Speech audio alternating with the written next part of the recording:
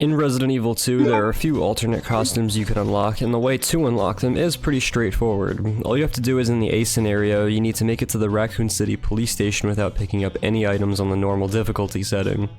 But to get to the police station in itself can be pretty tricky if you're playing this game for the first time, let alone without picking up any of the extra ammo they give you. So in this video, I'll break down the best path to the police station for you step by step, and show you what to do when you actually get there. Whew. Sorry about that, babe.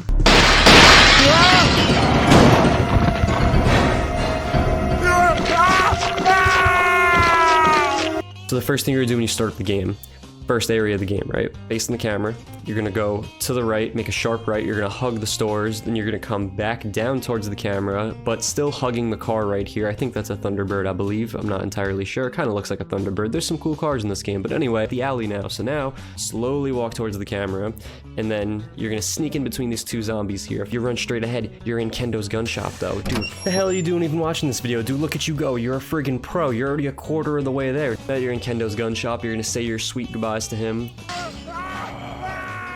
You're gonna walk out the door, you're at the basketball court. Now don't get scared, but this is where shit gets real. You're gonna open the door like normally, you're gonna back up, let the zombies break through, like normal. But you're just gonna shoot them until they get knocked on the ground. You are not shooting them to kill. Do not waste all your bullets killing any zombies in this game. You just wanna shoot them until they go down on the floor, and then you run past them. Now, spawns obviously are going to vary between playthroughs. You might get grabbed here. That's okay. You can get grabbed once or twice. The main thing of getting to the police station without picking up any items is really just making sure you still got some bullets left over. You're going to go up the stairs. You're going to come around, do the loop-de-loop and pull. Now, you're not going to pick up the handgun ammo in the garbage can. You're gonna go right over the dumpster. Now, sometimes, I'm not gonna lie to you, the spawns here can kind of mess you up. If the zombies are already hugging up against the dumpster, I would recommend restarting the game because it's gonna be very annoying, I can assure you.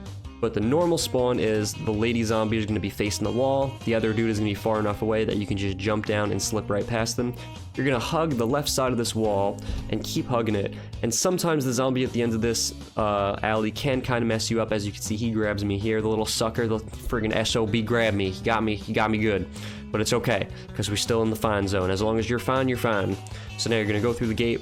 This part's a breeze. If you made it this far, this is the easiest part, dude. Don't worry about it. You're friggin' golden after this. All you gotta do, just hug the cars that are parked on the side of the street. These zombies are having an all-you-can-eat buffet on the citizens of Raccoon City. They will not bother you unless you bother them. They're kind of like sharks. They only bite when you touch the private parts. Now you're gonna go on the bus though. So now you're on the bus. This part is pretty straightforward. Just run forward, let the zombie on the floor grab you so you can crush its head. You're gonna blast this dude until you hear him hit the floor. You're gonna run past him and come out the bus on the other side. Dude, you did it. This is the home stretch. This is literally the final area before getting to the police station. And it's a little difficult, I'm not gonna lie to you. You're gonna have to zigzag a little bit. Just follow this pattern though, and I can assure you, you will be good to go.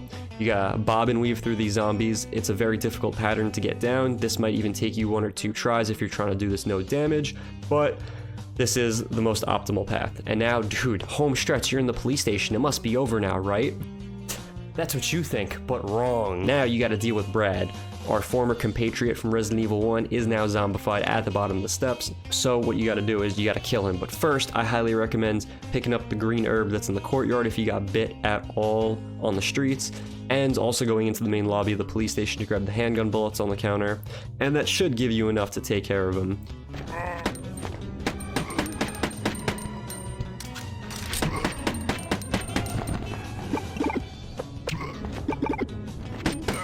But now, after killing him, you get the special key, which can unlock the cabinet, which has the costumes in it. But where the hell is the cabinet? The police station is friggin' huge. Where am I supposed to go? What am I supposed to do?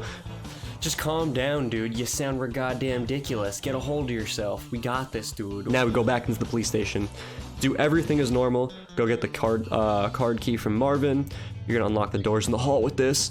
And then you're gonna go through the door, meet the liquor, dodge his tongue. He will always do the same attack every time, so you just bob to the left and he will just attack and blah blah blah. I prefer dealing with him after I get the shotgun, so we're gonna keep going. Again, as normal.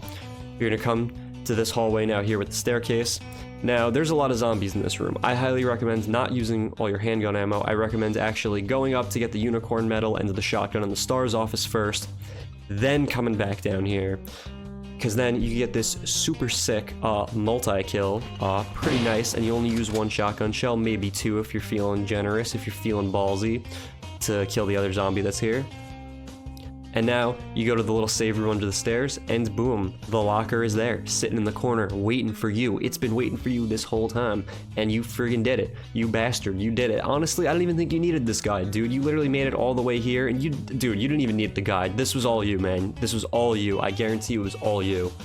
And now you can enjoy the 2 awesome alternative costumes if you're playing as Leon. If you're playing as Claire, she only gets 1 costume, but she gets her own pistol, which is kind of neat. Leon's 2 costumes are his leather jacket biker outfit and his tank top outfit. Besides just an aesthetic look, there is also actually a good gameplay advantage of getting these costumes as well, because Leon's handgun actually will fire faster because he decides to shoot his gun like probably the criminals he would have been arresting if the zombies didn't overtake the city. Bomb, have a nice dream, hold up!